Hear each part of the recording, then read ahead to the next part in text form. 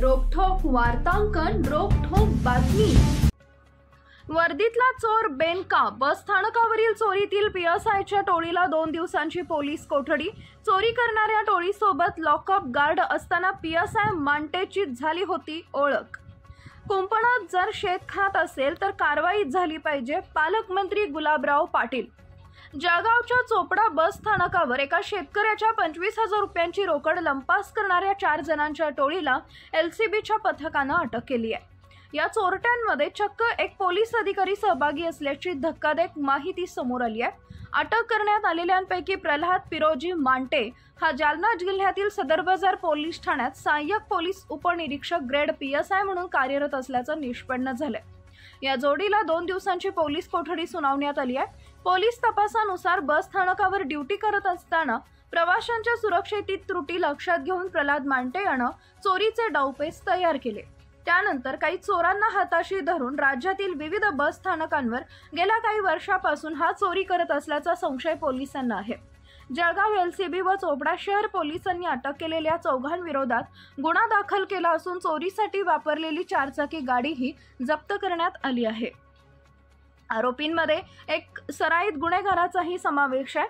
Pralhad Monte आणि त्याच्या टोळीनं किती ठिकाणी चोऱ्या केल्या आहेत याचा तपास पोलिसांसाठीही मोठं आव्हान ठरत आहे। दरम्यान सर्व आरोपींना 2 दिवसांची पोलीस कोठडी सुनावण्यात आली आहे आणि पुढील तपास चोपडा शहर पोलीस करत आहेत। एका वर्दीतील व्यक्तीचा अशा गुन्ह्यात सहभाग उघडकीस आल्यानं जिल्हाभरात खळबळ उडाली आहे, तर दुसरीकडे कुंपणात जर शेत खात असेल तर कठोर कारवाई झाली पाहिजे अशी प्रतिक्रिया पालकमंत्री गुलाबराव पाटील यांनी दिली आहे। चोरी प्रकरणी चोपडा चोरी प्रकरणाचे पोलीस कर्मचारी आरोपी म्हणून झालेले आणि किती दिवसाची पोलीस कोठडी आणि काय नाव आहे? जळगाव एलसीबीने एक गोपनीय माहिती प्राप्त झाल्या होत्या।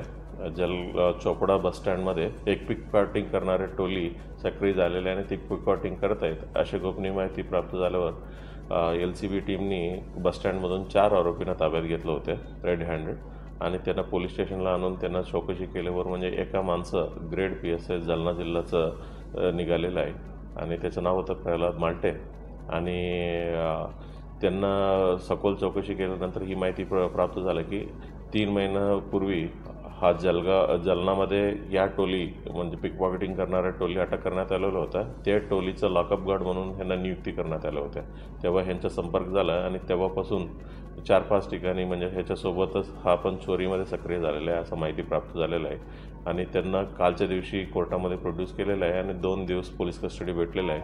अजून इतर ठिकाणी कुठं त्यांनी चोरी केलेली आहे या विषयावर आपला तपास चालू आहे।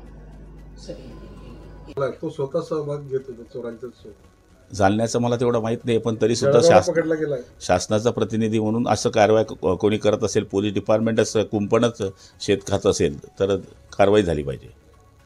महाराष्ट्रातील महत्त्वाच्या आणि ताज्या बातम्या पाहण्यासाठी आमच्या जय हो न्यूज चॅनलला सबस्क्राईब करा आणि बेल आयकॉन प्रेस करा।